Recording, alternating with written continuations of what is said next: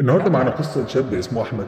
كان دايما متعود يسهر هو وأصحابه كل أسبوع في مكان مختلف، وفي يوم قرروا يقضوا الليلة في مكان بعيد ومختلف. فاقترح واحد من صحابهم اسمه علي وقال لهم إيه رأيكم تيجوا نسهر عندي في البيت اللي على أول القرية. لكن واحد منهم اعترض بسبب إن البيت جنب المقابر. وقتها الكل رفض بسبب اللي بيسمعوه عن المقابر واللي بيحصل فيها من حكايات جن وعفاريت. طبعا صاحبهم علي طمنهم وقال لهم دي اكيد خرافات ومفيش حاجه اسمها كده. ورد احمد عليه وقال له عندك حق، العيال دي جبانه وبتخاف، انا هاجي معاك. طبعا الكلام استفز الباقي والكل حب يثبت انه مش جبان ومش خايف. في النهايه الشباب اتفقوا ان يوم الخميس بعد صلاه العشاء هيتجمعوا عند البيت اللي جنب المقابر. تاني يوم كان الخميس وطول النهار الشباب بيحاولوا يتصلوا بصاحبهم علي اللي هيسهروا عنده في البيت، لكن علي ما كانش بيرد عليهم. في النهاية وعلى آخر النهار رد عليهم وقال لهم هتلاقوني مستنيكم عند البيت الساعة 12 بالليل. هنا الكل استغرب اشمعنى 12 بالليل مع إننا اتفقنا بعد صلاة العشاء على طول. رد أحمد وقال أكيد ظروف وهتأخروا، على العموم مش مشكلة، أما نتأخر ساعتين يعني. وبدأ الشباب يتجمعوا الساعة 12 عند بيت صاحبهم، لكنهم فضلوا واقفين مستنيينه واتأخر عليهم وما جاش. وفضلوا على الحال ده أكتر من ساعة لحد ما قرروا إنهم يمشوا. فجأة سمعوا صوت حاجة بتقع جوه البيت، والرعب دب في قلوبهم والضلمة محوطاهم من كل مكان، إلا إنهم قالوا لبعض أكيد وصل قبلنا ومستنينا جوه، تعالوا نخبط ونشوف. أحمد خبط على الباب محدش رد، فخبط أكتر من مرة لكن برضه محدش رد عليه. هنا الشباب قالوا أكيد حاجة وقعت من مكانها، فيلا بينا نمشي. وأول ما لفوا عشان يمشوا سمعوا صوت الباب وراهم بيتفتح. والمفاجأة هنا إن اللي كان بيخرج كان صاحبهم علي، واللي كان مبتسم بطريقة غريبة عن غير عادته وكأنه تقولش ملبوس.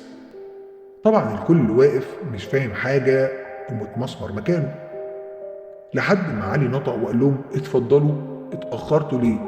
أنا مستنيكم من بدري. هنا الكل دمه نشف والرعب دب في قلوبهم، لكن محدش قادر يتكلم عشان ما يطلعش هو الجبان اللي فيهم.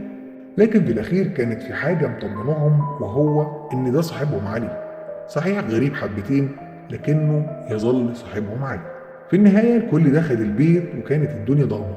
راح واحد من الشباب بإيد النور وقفوا علي وقال له لا ما تقيتش النور ده، أنا عامل لكم جو رومانسي تاني خالص. دي المرة التانية الكل استغرب ومحدش فاهم حاجة، لكن برضه مفيش شيء يخليهم يقلقوا، وقالوا في نفسهم عادي يمكن مجهز لنا قعدة حلوة. فجأة قطع علي سرحانهم وهو بإيد لمط صغيرة بتطلع إضاءة خفيفة جدا مخليهم يدوب شايفين بعض بالعافية، وقال لهم شوية وراجع لكم، هجيب طلب من جوه وجاي. وفضل الشباب قاعدين مستنيين لكنه اتأخر، وفضلوا يتكلموا مع بعض شوية لحد ما يرجع. وبدأ كل واحد فيهم يقول إن هو مش مطمن، واللي فيهم يقول إن هو حاسس بإن قلبه مقبوض، واللي مستغرب تصرفات علي صاحبهم. وهنا الكل اتفق معاه، لحد ما واحد قال لهم أمال علي اتأخر ليه كده؟ أنا هروح أطمن عليه وأشوف اتأخر ليه كل ده. دخل صاحبهم وفضل يدور على علي في كل مكان، ولكن المفاجأة إنه ملقاش علي في أي حتة في البيت، وكأنه فص ملح وداب. رجع لاصحابه تاني وقال لهم انا دورت على علي في كل حته ملقتهوش. الكل اتخض مره واحده وقاموا كلهم يدوروا على علي. وهم لسه بيتحركوا بمكانهم خرج علي مره واحده من الحمام، وده كان اول مكان دور فيه صاحبه. فلما كلهم بصوا له كانهم بيقولوا له ما علي موجود اهو، رد عليهم وقال لهم انا دورت عليه كويس جدا، واول مكان دورت فيه كان الحمام، لانهم كانوا في الصاله واقرب مكان ليهم الحمام وبعدين المطبخ وبعدين باقي اوض النوم. علي رد عليه وقال كنت بهزر معاك يا عم، انت قلبك خفيف كده ليه؟ وعلى وشه نفس الابتسامه المخيفه. بعدها رجعوا قعدوا كلهم مع بعض تاني ومعاهم علي، وفضلوا يتكلموا مع بعض شويه ويضحكوا ويهزروا عشان يتناسوا الجو المرعب اللي هم كانوا فيه. لكن الغريب ان علي فضل ساكت وسطهم وما اتكلمش كلمه واحده، وعلى وشه نفس الابتسامه المرعبه. ساعتها واحد منهم قال له مالك يا عم، ساكت ليه كده؟ مش مندمج معانا يعني؟ علي ما ردش عليه وقام من مكانه من غير ما يقول ولا أي كلمة، ودخل الحمام وما زالت على وشه نفس الابتسامة المخيفة، والمرة دي اتأخر تاني. ساعتها قرروا يروحوا كلهم من الحمام ويشوفوا علي اتأخر ليه، لكن المفاجأة لما فتحوا باب الحمام ما لقوش حد فيه، مع إنهم شايفين علي بيدخل الحمام قدامهم وبيقفل الباب وراه. وقتها الكل خاف واترعب وجريوا بسرعة ناحية الباب عشان يخرجوا. فتحوا الباب لقوا صاحبهم علي في وشهم، وعلى وشه نفس الابتسامة المخيفة، لكنها المرة دي أكبر ومرعبة أكتر. رجعوا تاني لجوه بسرعة وقفلوا الباب ودخلوا البيت وهم الرعب مسيطر عليهم. مين ده؟ أكيد ده مش علي صاحبنا، وأكيد ده مش مقلب. وهو خرج إزاي من الحمام وجه بره فجأة كده يعني؟ قطع أفكارهم علي وهو خارج من باب آخر أوضة في البيت، ومش باين منه غير هدومه وعينه والابتسامة المرعبة اللي على وشه.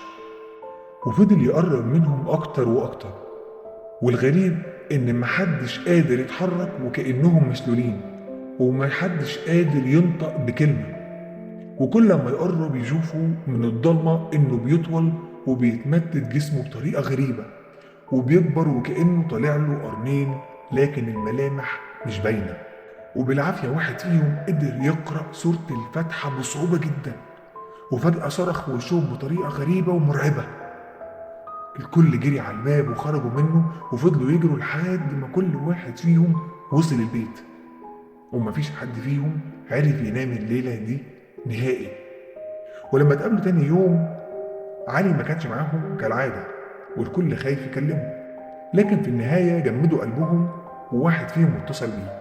وكانت المفاجأة إن علي يومها تعب جامد وجاله دور سخونية شديد وراح المستشفى، وما قدرش يكلمهم، وقال أكيد طالما لقوا تليفوني مقفول محدش هيروح وهيأجلوا اليوم تاني.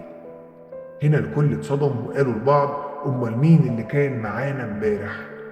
وقتها اتأكدوا إن اللي كان معاهم امبارح ما كانش علي صاحبهم، وحمدوا ربنا إنهم خرجوا منها على خير بعد ليلة محدش فيهم هينساها طول عمره. وهنا تكون خلصت قصتنا. أتمنى تكون عجبتكم. لو عجبتك القصة اشترك في القناة وفعل زر الجرس واعمل لايك للفيديو. أشوفك الفيديو الجاي. سلام.